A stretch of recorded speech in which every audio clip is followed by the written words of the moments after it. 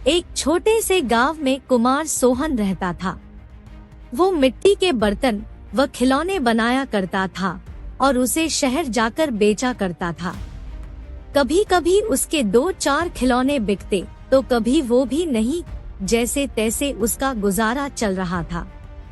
एक दिन उसकी बीबी शीला बोली, सुनो जी, क्यों न शहर जाकर कोई नौकरी ही कर लो। नौकरी करोगे तो महीने के अंत में कुछ धन तो आएगा। बीवी की बात सुन अब सोहन को भी ऐसा ही लगने लगा था, पर उसको मिट्टी के खिलौने बनाने का बहुत शौक था, लेकिन हालात से मजबूर था। बात तो तुम सही कह रही हो, पर कैसे उस हुनर को छोड़ दूं, जिसका नमक हम लोग अब तक खाते आए हैं। मैं जानती हूँ आप बहुत मेहनत और लगन से खिलौने बनाते हो, पर बाजार में बिक्री ना होने से अब हमारा गुजारा नहीं होता। अब तो यह हालत हो गई है कि रसोई में अन्न का एक दाना भी नहीं बचा। ठीक है, मैं कल सुबह ही शहर जाकर कोई न कोई नौकरी तलाश करता हूँ। अगले दिन वो शहर के लिए रवाना हो गया और एक व्यापारी के पास वह नौकरी करने लगा। सोहन वहाँ नौकरी करता तो जरूर था, पर उसका मन अभी भी अपने चाक और मिट्टी के खिलौनों में ही रहता था। समय बीतता गया। एक दिन शहर में जहाँ वह काम करता था, उस मालिक के घर पर उसके बेटे निखिल का जन्मदिन था। सब महंगे महंगे तोहफे लेकर आए। सोहन ने सोचा, क्यों ना मैं मिट्टी का खिलौना बनाऊं और बच्चे के लिए लेकर जाऊं। वैसे भी हम गरीबों का तोहफा कौन देखता है। यह सोचकर वह मिट्टी का खिलौना बनाया और बनाकर जन्मदिन पर ले गया। जब दावत खत्म हुई तो निखिल की नजर उस मिट्टी के खिलौने पर पड़ी। उसे वो हाथ में उठा लिया और खुश होकर और भी बच्चों को दिखाने लगा।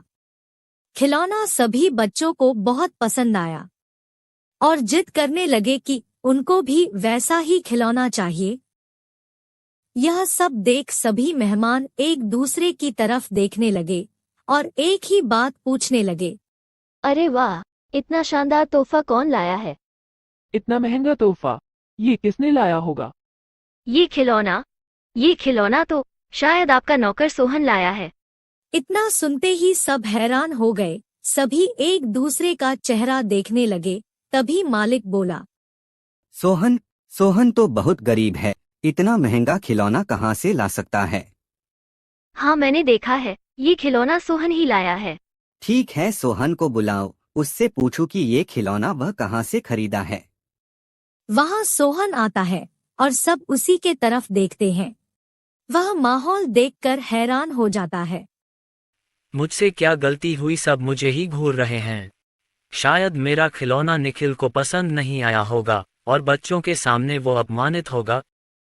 कोई बात नहीं, मैं माफी मांग लूंगा। मालिक, क्या आपने मुझे बुलाया? हाँ सोहन, क्या यह खिलौना तुमने दिया है? हाँ मालिक।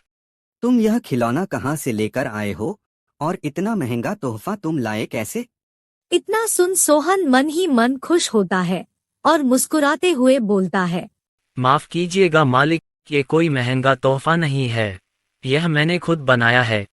गांव में यही खिलौना बनाकर मैं अपने परिवार का गुजारा करता था, लेकिन इससे अब घर नहीं चलता, इसलिए आपके यहाँ नौकरी करने आया हूँ। अरे वाह, तुम क्या अभी है खिलौना बना सकते हो? और सभी बच्चे को तुम्हारा खिलौना बहुत पसंद आया है, इन्हें भी ऐसा ही खिलौना चाहिए। सोहन खुश होकर बोला, हाँ मालिक, बिल्कुल बना सकता हूँ। जब कल मैं आऊँगा तो खिलौना बनाकर लेते आऊँगा।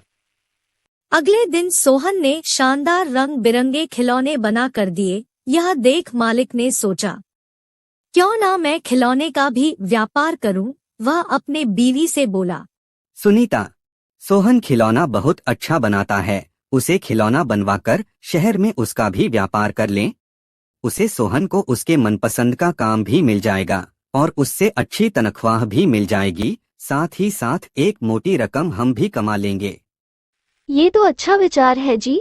यह सोच मालिक ने सोहन को खिलौना बनाने के काम पर लगा दिया और बदले में हर महीने अच्छी खासी तनख्वाह देने लगा और रहने को घर भी दिया। यह सब पाकर सोहन और उसका परिवार बहुत खुश हो गया और सोहन को उसके मनपसंद का काम भी मिल गया।